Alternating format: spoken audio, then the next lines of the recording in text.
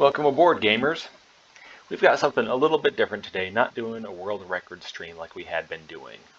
We're going to do something that I have hinted at in previous streams. This is some of the secrets of Minesweeper. I've talked for a while about beginning to reveal some of these things that were taught to me by the founder of Minesweeper when I met him back in the 90s on the playground. And before he died, tragically. I talked about all this stuff in previous streams. You can watch those if you're wondering about that. We're not going to get into that story. Not really my story today. Today is all about the story of Minesweeper. Now, there's a lot of stuff that we could talk about. There is so much lore behind this game that people are just completely unaware of. And the reason for that is that we just live in this, this dystopic idiocracy kind of society. Everybody associates lore with, behind video games with something that you find in the owner's manual that comes with the game, in the case with the CD or the cartridge or whatever. Everybody's used to having it, just spoon-fed to them that way, because that's how most of the time it is. You have a game, and within the game there's the gameplay, but then the lore, the real background information comes from the user's manual. That is the origin from which that revelation springs forth. And that's not the case with Minesweeper. It's a little bit different. And now people have tried to guess at or decode some of the lore just by looking at the gameplay.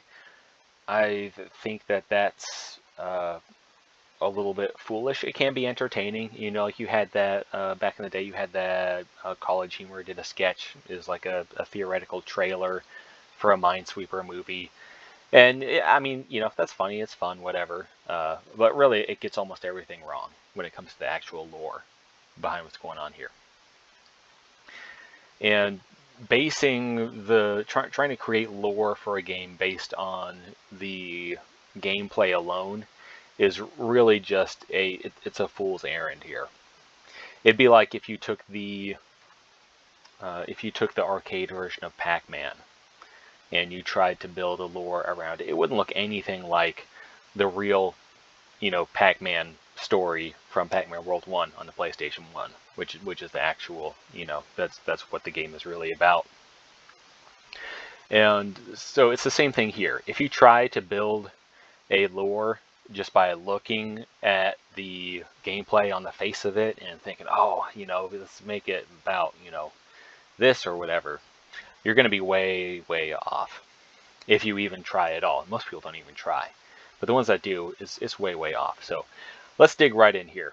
Again, not going to get into the top side. We're going to focus on the bottom 8.5 of the game here.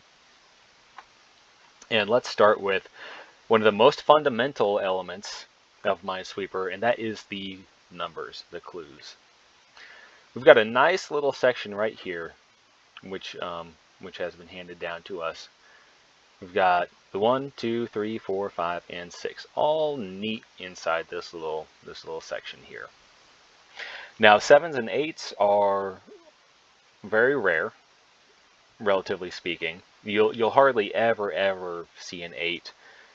You'll see a 7 every once in a while. 6s, you'll frequently go games without seeing a single 6. 5s, you'll see them in most games. There might be a few games without 5s, but you will see them in most games. 4s, you'll see in almost every game, and then 1, 2, and 3, far and away more common than any of the other numbers. You have lots of 1s. This board's, more than halfway cleared out. You have lots of 1s, lots of 2s, lots of 3s, and then it rapidly tapers down. You have far fewer 4s than even 3s. Now, the colors are also distinct here. Not only does the frequency of numbers rapidly taper off after 3, but the vividness of the colors reduces as well. The 4 is very dark purple. The 5 a dark brown. The 7 and 8 very dark as well. The 6 brightens up a little bit, and there's a reason for that too. We have kind of a nice dull teal here. It's not as vibrant as this blue, green, and red for the 1, 2, and 3, but it's more than the 4 and the 5. It's a little bit of a pattern breaker there, and we'll get into why that is. But let's start with 1, 2, and 3. Blue, green, and red. Blue, green, red. Does that sound off to you? Blue, green, red? It should. If it sounds off, that's because it should. We're used to hearing red, green, blue, RGB, when it comes to gaming, any kind of computer design, user interface, color kind of stuff. It's all based on red, green, blue. So why is this in reverse? That's actually the first question that I asked the founder of Minesweeper on the playground.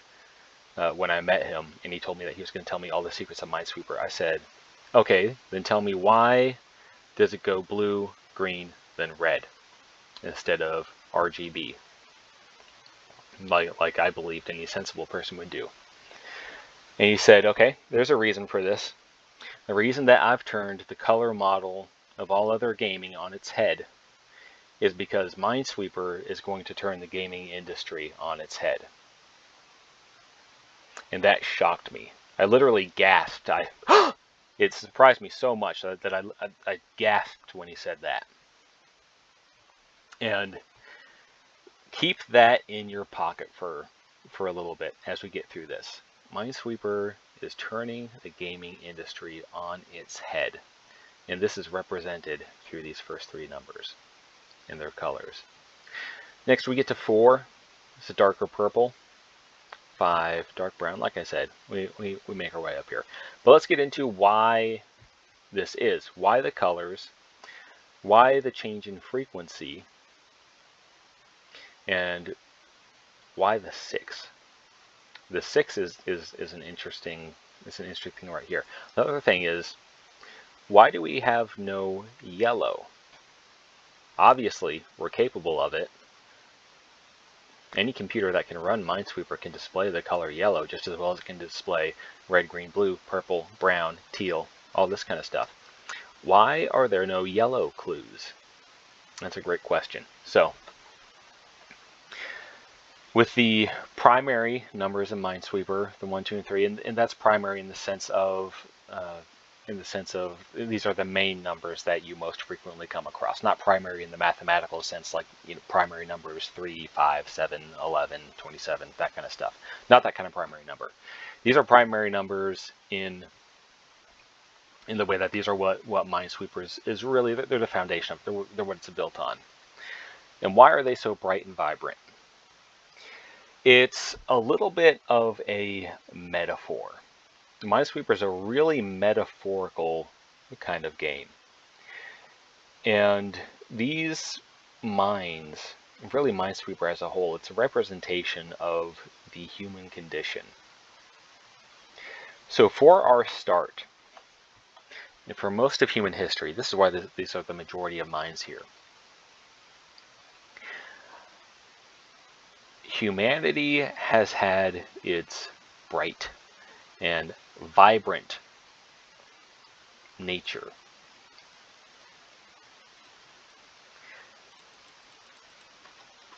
Let's get a little gameplay going while we do this, because this is going to get a little bit depressing here for some of you, some of the less well adjusted here. We'll have a little gameplay going to stop it from becoming too much of a downer, because it's really dark themes in Minesweeper when we get down to it. Very, very dark themes. There are a lot of games with dark themes. They call it, we have darker, grittier themes. Gritty is the word that they like to use for darker games, like like Call of Duty or Luigi's Mansion. Like these kind of games with really, really frightening, depressing kind of themes. Really meant for mature audiences. And when we get into the lore of Minesweeper, we'll find that it is much the same. Now, why the bright colors at the beginning? Again, humanity, bright and vibrant. For the majority, the earliest parts of its history. All kinds of, life was very, very simple, and there was a lot of, there's a lot of death. There's a lot of problems, of course. This is not like, whitewashing humanity's history. Obviously, going way back, you have things like cholera and slaves and the bubonic plague. There's a lot of bad stuff too. But there's a different character to humanity. If you were to go back and into the 11th century, and you were to find your plague doctor, the local village plague doctor, and you went to him and you said, "I have depression," he would look at you with a big old smile on his face and he'd say, "What are you talking about? Are you an idiot?" And you'd have no idea what you're talking about, because depression didn't exist at this point in history. Everybody, even though they were dying all the time, humanity was a human was a very bright, happy thing to be, because everybody was like, "Wow, look at how freaking smart we are compared to all these not so smart animals." For most of human history, we've been aware that, hey, we're just the smartest things out here ever. And that is the first three numbers of Minesweeper. It's our bright history. These are also the numbers that are easy to solve. They make you feel smart. The 1s and 2s and the 3s, they make you feel really, really smart. Even normal people who aren't very smart, like I am, it will make a normal person almost feel like they're smart like me. You know what I'm saying? So that's why they are so brightly, extravagantly colored. Now, it gets darker after that. These are the numbers that start to make you feel a little bit hopeless if you're not smart like me. These are the numbers that reflect the rise of the depression in the human race. And so they're darker. How did we get here? Well, let's go back to the primary numbers of Minesweeper. The blue, green, and red. Why is it reversed? Why is it reversed from red, green, blue?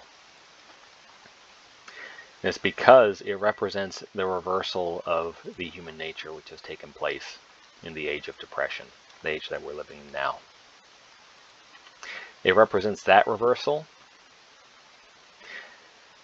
and it represents something else. We'll get into it shortly here. But it also represents something else, something more hopeful.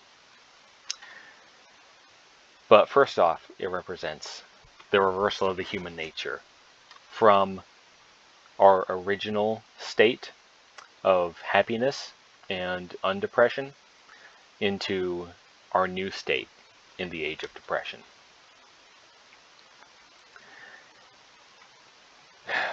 That's the dark themes like I was talking about. And if you need a break, if you need to take a break from that, that's okay. If you do, please leave the video playing in the background to increase my watch time metrics, and then come back and replay the video. But that's the start of it. It's a portrait, it's a metaphor for the rise of the age of depression within the humanity. And when the founder of Minesweeper explained this to me, I couldn't help but pretend to cry, to express how sad it is for other people to get sad, which, like I've said before, I'm an INTJ, so I don't really experience feelings of depression or sadness, things like that, like other people do. But if I imagine being another person who is susceptible to those kinds of weaknesses, um, then that idea allows me to cause myself to shed tears of happiness for not being that way, and that, you know, socially it's more useful to just pretend that those are tears of empathetic sadness. So anyway, all that aside, that's, you know, irrelevant to the story really. But the I did shed my I shed my tears strategically at that point in order to you know, kind of cement the sense of a human relationship there with the founder of Minesweeper. And then we moved on to the next numbers, and 4 and 5. These are kind of the aftermath numbers. They're dark, they're grungy, they are depressed kinds of colors. You know, dark purple is a very depressed kind of color. It's the color of a bruise, the bruise of somebody who might, you know, might be being abused for their depression. The bruise of somebody who might be being the kind of person who hits themselves like an idiot for, you know, for their depression.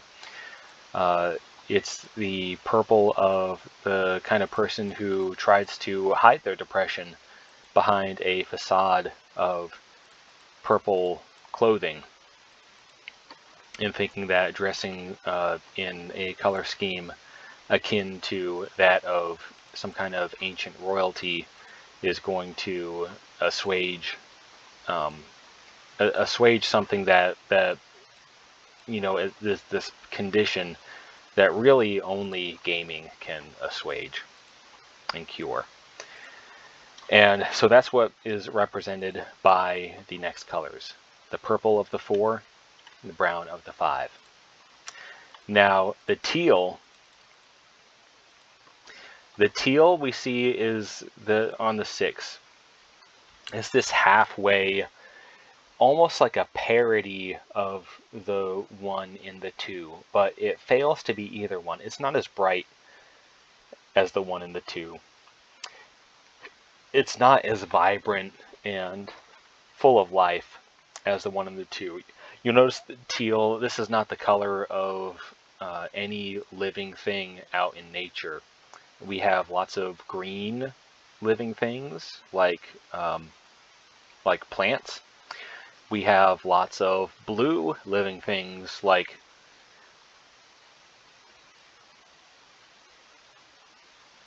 the things that are blue, but teal isn't really a color that we see in living things, and that's because the 6 represents antidepressants, and what they give you is not a true life the way that humans were meant to experience it.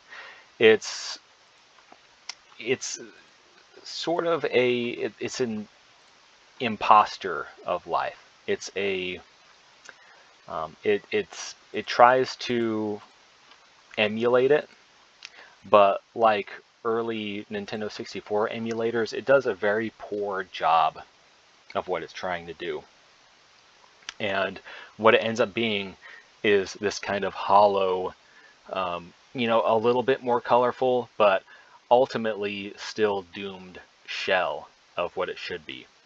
And that's why the 6 is also the first number in the game to contain an empty space inside of it. It's hollow. You see the 4, there are 2 styles of the number 4, and they very deliberately picked the one with the open fork at the top instead of a closed 4. You know, like you have 4s that are in the shape like that with the top closed. Instead, they chose to use the 4 that is open, and that's so that they could make that metaphor of the hollowness in the 6 that is brought about by the parody of life induced by antidepressants in the current age of depression. And then after that, of course, we get 7 and 8. And this is really a testament to how well this was executed. That even though people don't understand the lore, they do grasp it on a deep, visceral level. And the evidence of that is the fact that when people see a 7 or an 8 in a game of Minesweeper, most people who aren't extremely skilled, like somebody like me, most regular, normal people are going to immediately experience despair and sadness at seeing that 7 or that 8, because a 6 still feels solvable. 5s and 4s, they present challenges, but they are solvable, they're redeemable. The 7 and the 8 is very, very challenging for most people to deal with. And that's also one of the reasons that they are as rare as they are, because in order to have that emotional impact, again, this is all very expertly crafted. The founder of Minesweeper was just an ingenious man, almost as smart as I am. And the way that all this was put together was just beautiful. If he were to bring this to Steve Jobs, had they been alive at the same time, Steve Jobs would have just been blown away. Steve Jobs, every time somebody brings him something, he tells them 60 different ways to make it better, and then demands that they do it, and doesn't they have to obey him. If Steve Jobs had seen Minesweeper, he would have just been immediately blown away and would have absolutely embraced it. He was calling me. I don't want to talk to him. They're not important enough.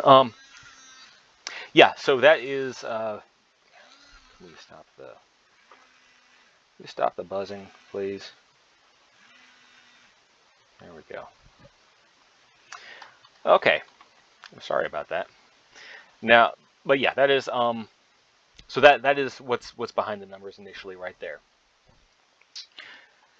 And a lot of this is, ironically, a consequence of some of the technology that we've used to try to make our lives better. Is that we've grown depressed and become sad boys because of the technology, which was meant to make our lives better. And so this brings us back to the reversal of the colors. Well, first off, the colors are reversed to indicate the fact that Minesweeper comes to reverse this trend. And instead of the normal progression from red, green, blue into the darker colors, Minesweeper wants to take us away from that. It wants to take us back, blue, green, red, back into our original happy state. And yet with the innovations of today, the eradication of cholera and bubonic plague and things like that,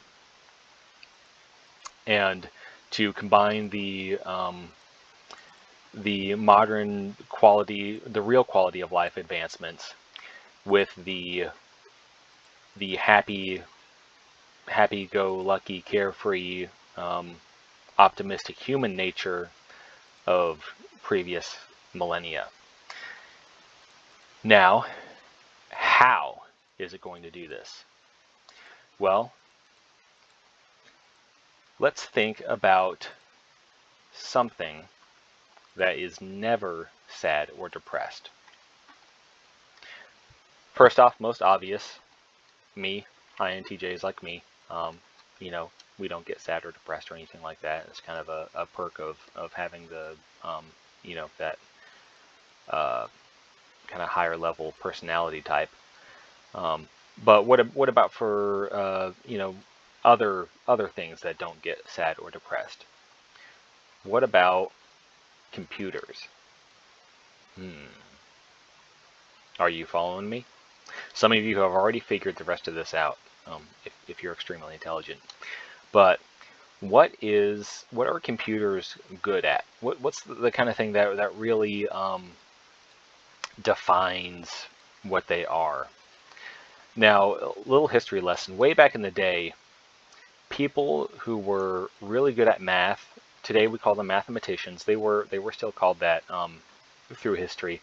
But another thing that they were called was calculators, which makes sense.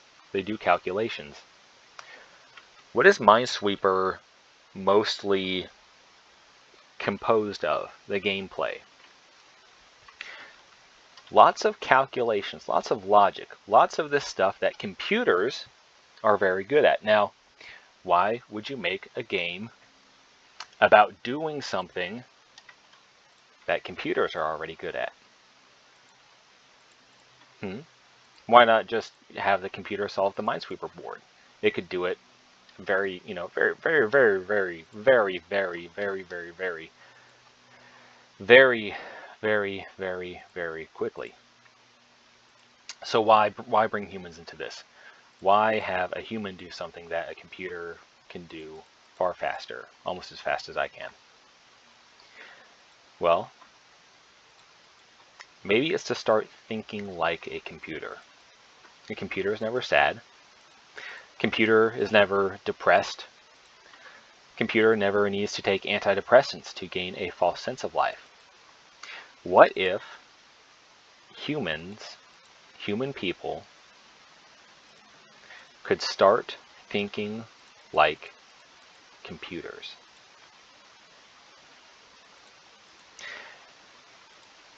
Wouldn't that end the problem of our current age, the age of depression? Wouldn't that just completely decimate the numbers of depressed people if they would just think like a computer? The answer is yes. And as I began to understand this, as the founder of Minesweeper explained it to me, again, I gasped. I gasped out loud. I was amazed. And because it all made sense too. So many plans people had tried to bring to fruition in order to deal with the current, in order to deal with the crisis that we have in humanity. Some with some levels of success. You had some games which offered a salve, a little bit of a salve to put on the wounds of the depressed gamers, but no cure. And this was it, he told me. This is what gaming was always meant to be. What every developer, whether they knew it or not, whether they had a total grasp of what they were trying to do or not, what they have always been seeking was this: a way for humanity out of the age of depression. And this is why video games sprung up in the age of depression. This is why you didn't have them throughout history, despite all the way back from if we go to Benjamin Franklin with the kite and the key and the lightning storm. This was he was playing. There was electricity involved. This was the first video game by definition. But it never went anywhere. Nobody else, you didn't have, it didn't take off like games do today. You didn't have everybody going out and buying lights and keys and throwing them into a Lightman storm. That's because we hadn't yet entered the age of depression. There wasn't a need for it at that point. Now, in the current year, there is. Which is why games are so popular. It's humanity's defense mechanism. And it hasn't done very well until now. Minesweeper is what is going to take humanity out of this mess. And that is by getting humans to think like a computer and thereby return to their original, early, primitive, optimistic mental state of mind. If that doesn't excite you, I don't know what will. Now, let's get on to the top end here. What is the timer? What is the timer? Why is it there? Why does it count up instead of down? Aren't we trying to get back to where we were before? If this is the reason for Minesweeper existing, if this is the reason for the colors being backwards, why doesn't the timer count backwards? That's a good question. It's a question that I asked immediately upon the founder of Minesweeper explaining all this stuff to me that I just told you. And if you ask that question, then that means that you are smart a little bit, kind of like me. And the reason that the timer counts up is because computers always, at least at that point, now a lot of this is dated a little bit. Technology has advanced. Computers are able to count backwards now. They don't really like to, but it is possible.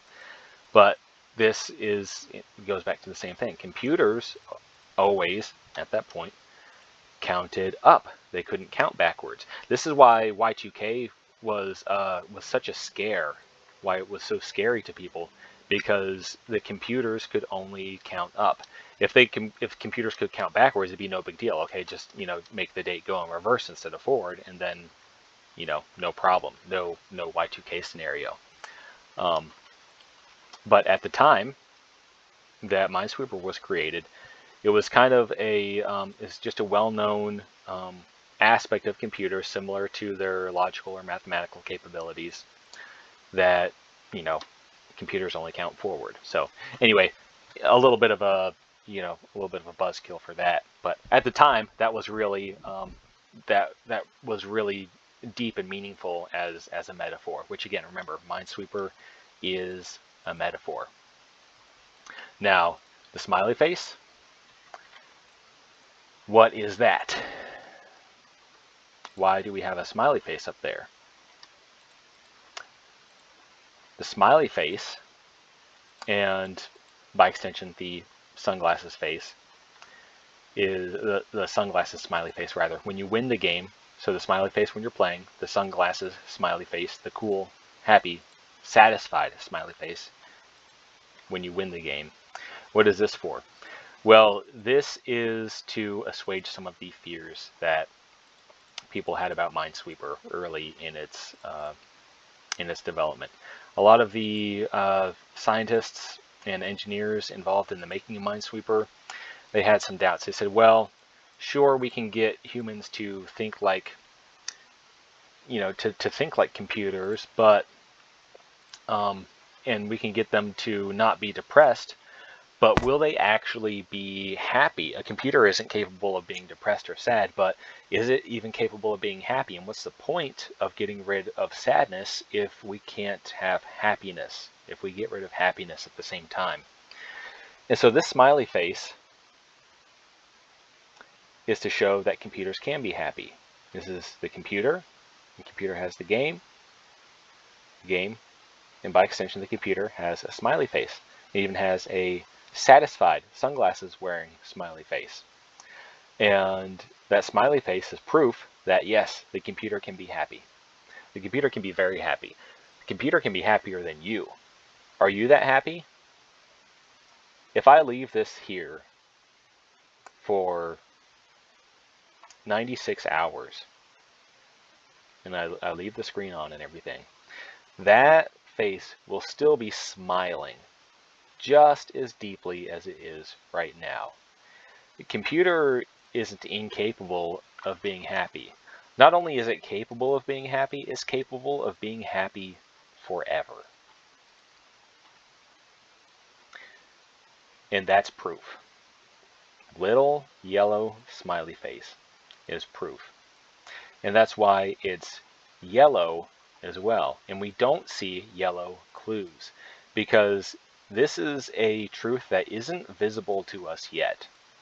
This is a truth that in our journey of blues and greens and reds and the bumps along the way, the 4s, the 5s, the 6s, all this green, all this, all these colors, the reason we never see any kind of yellow clue, or even like something close like an orange or something like that, we never see a yellow clue because the fact is we're not going to see this result until we arrive, until we transcend the journey represented by the board in the lower 8.5 of the board, until we transcend this journey and arrive at thinking like a computer, then we won't experience this. Is yellow, some people think, oh, it's yellow just to look like a person. Man, this isn't what the hell are you talking about? People don't look like this. That's because people don't think like this. Only a computer can think like this.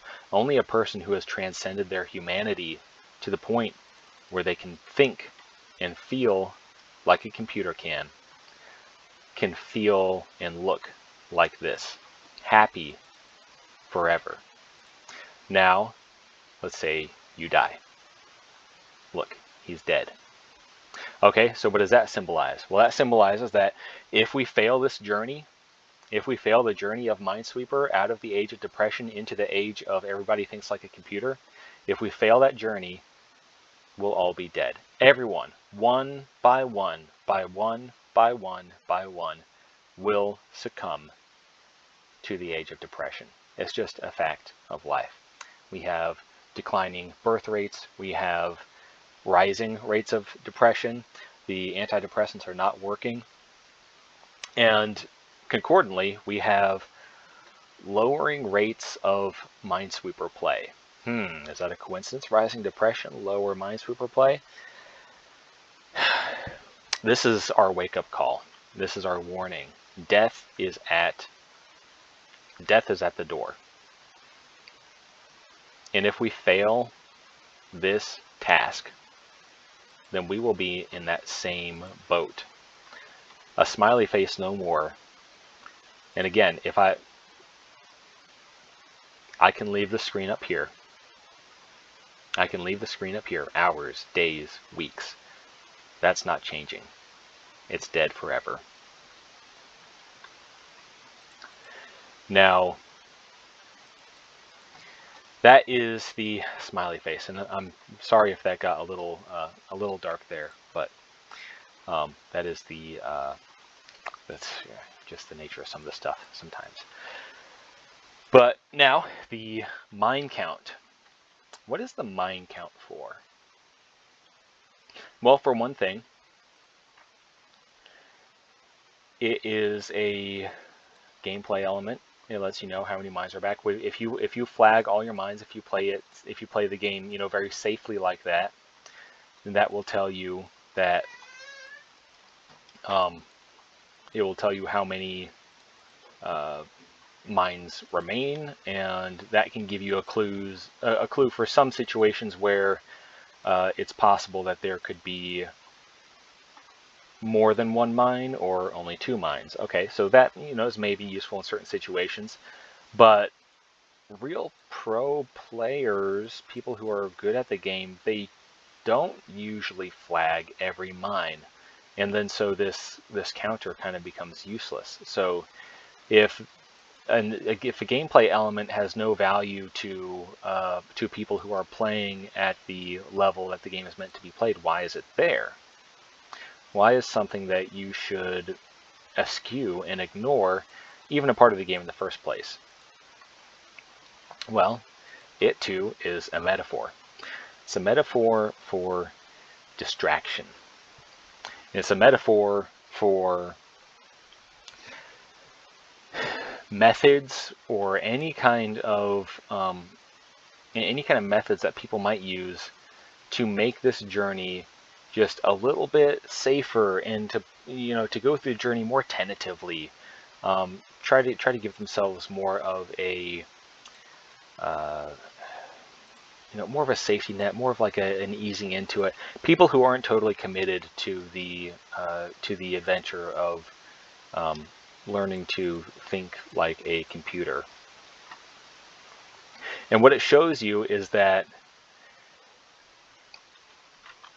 if you defy the way, if you don't walk the path laid out for you in confidence, then these are on opposite sides of the board because there's like a balance between them. If you flag every single mine, this is an easier way to explain it. If you flag every single mine, your time will suffer.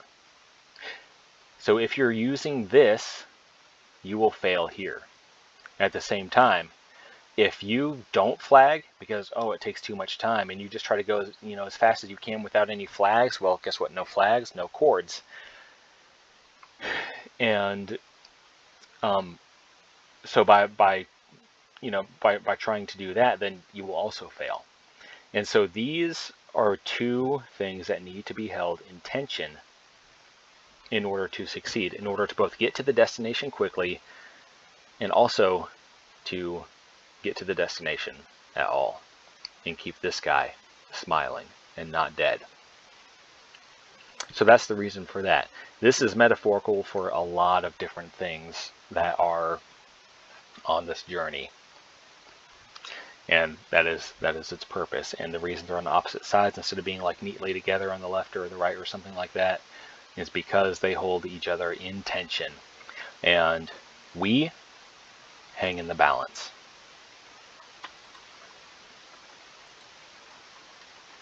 And we live or die in that balance. Now, let's go back to the board for a little bit, because there are a few more things that you may be interested in knowing about. Let's look at the flags. It's a red flag. Have you ever known a red flag to be a good thing? And yet in this scenario, it helps us. So if a flag that helps us is red, what could that possibly mean? Why would it be red? Shouldn't it be a if the flag is helping us, shouldn't it be like a friendly green flag, or perhaps a flag with another little smiley face on it? That would be nice and friendly. That would say, hey, I'm here to help. If the flag had a little smiley face on it instead of just being a red flag. Some people might think, well, it's red because you don't want to, it's red for a warning, saying, hey, don't step here, don't step on this here mine, because there's a mine under me, and if you step here, then you're going to die. That's why it's red, warning. Well, that can't be true, because when you flagged a mine, you can't click it, you can't step on it, you can't die. So it doesn't even need to warn you. Just by the fact of being there, it takes care of the risk. There's no more risk involved at that point. Okay, so if that's not why it's red, then why is it red?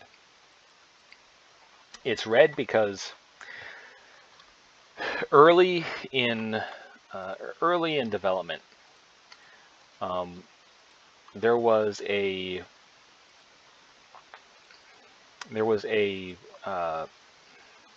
technology that was being developed, and it was a type of display, or a projector display. It was based on lasers. And the founder of Minesweeper, when he saw this coming out, what it was is basically a display that used a very fast-moving laser to try and draw pictures. And of course, at that point, pretty much all lasers, consumer-grade lasers, were red. And when he saw that, he said, "Oh, that's really cool." And since he thought that the red laser display was really cool, he decided, hey, I should put something red in Minesweeper, and that's why he decided to pick the red color for the flag. So that is that's the lore. That's what that represents. There is how cool lasers are, and ultimately nothing really came of the laser display. The Minesweeper founder, not really. I mean, visionary in some ways, and others, not so much. He thought it was going to be this huge thing, but that kind of flopped. So that's the reason those flags are red. That is the esoteric deep lore behind that. And then we have one more. There's one more thing, and it is not. It's not in the mode that I'm playing right now. Right now we just have flags on or off. There is another element in some versions of the game, which is a question mark. Now, why is that in some versions but not others? Well, the versions with a question mark, frankly, are counterfeits. They are they are false minesweepers. And the purpose of the question mark in those games is just to warn you, hey, if you question this path laid before humanity of thinking like computers and becoming happy forever that way, then you are a counterfeit, and you should ignore yourself in that case. So that's really good advice. Take that to heart, absolutely. And that's pretty much most of the lore here. Now, if we go to intermediate, we have a smaller board. Beginner, we have a smaller, much easier board. Now, why do these exist? If the story that is to be told is told effectively in the expert version of the game, well, it's really because investors were like, "Oh, this game is too hard," because they didn't understand it. Investors don't understand anything. They said, "Oh, the game is too hard. We need easier difficulty levels for this game to make it more marketable." They didn't understand the vision. They didn't understand the impending severity of the age of depression on humanity. So they demanded it, and the founder of Minesweeper, being a man of integrity, he's not going to do something like that just because the suits want him to. So he said, well, if I'm going to do this, I have to have a good reason for doing it. And so the reason that he came up with was really quite very deep and compelling, and added a lot to the story of what's going on here. He said, some people need time to become computers. He looked at me and said, you and me, especially you, really smart. We've got this stuff. We don't need a tutorial level on exiting the age of depression as enlightened individuals. But some people do. Some people aren't ready for that kind of high-level, intense, gamer thinking. And again, this was surprising to me too. Being an introverted INTJ, I never really spent a lot of time with other people at all. Just didn't seem worth it to me. The way I thought, well, other people, if they're smart, they're just going to be saying the same stuff that I'm saying, and at that point, what's the point of talking? So, and so not interacting with other people, I just assumed that everybody was also really smart. And when he said that, and I found out, he explained to me, hey, not everybody actually is smart. that surprised me too, and I gasped out loud. And so, and this also may surprise some of you, if you're in the same boat that I was, that a lot of people um, are not that intelligent, and to be able to think like a computer, they need a nice, slow, easy introduction, which is why in my world record streams, I do start off slow so that people can kind of follow along and start to get a feel for what's going on without diving headfirst um, into the hardcore kind of the really hardcore gaming aspect of it. And he explained to me that the research has shown that some less intelligent people, they experience things like feelings of inadequacy or failure when confronted by their by their shortcomings. And when he explained what these words meant, inadequacy and failure and shortcomings, when he explained to me like what those concepts were, then I was really shocked, and I had my tears of joy at not being able to, or rather not being afflicted by these kinds of emotions that other weaker people experience. And yeah, so anyway, at that point, it became clear to me, like, okay, so a lot of regular unintelligent people are going to need these lower difficulty levels in order to be able to make this great journey. And people are going to need time, and they're going to it. And just because they need time, it doesn't mean that they're not worth taking along for the journey. That was the idea of certain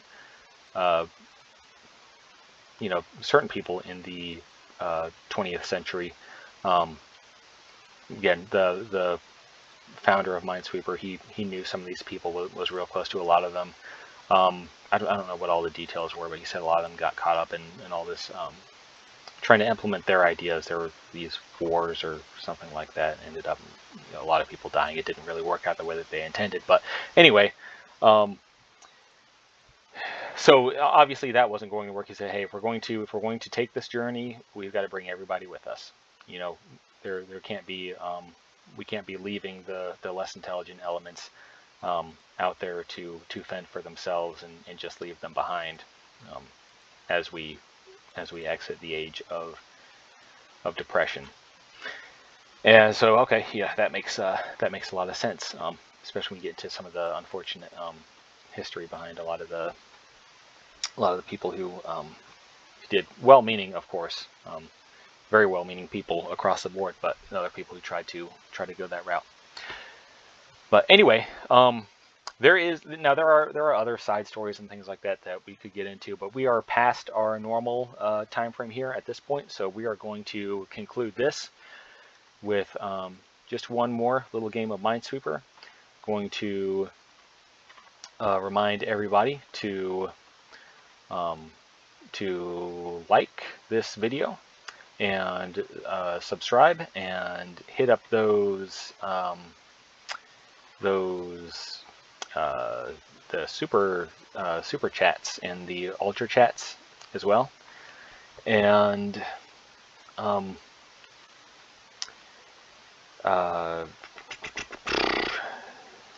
then share this video too, especially with your unintelligent friends. I know a lot of you have. Share it with your unintelligent friends, because they need they need this hope. They need to know that even though it seems like they will be doomed to be depressed and miserable forever, there is a light at the end of the tunnel, and it is in sight. It's within reach. and it has been made, it has been dumbed down to accommodate them more easily so that they can make this journey with us.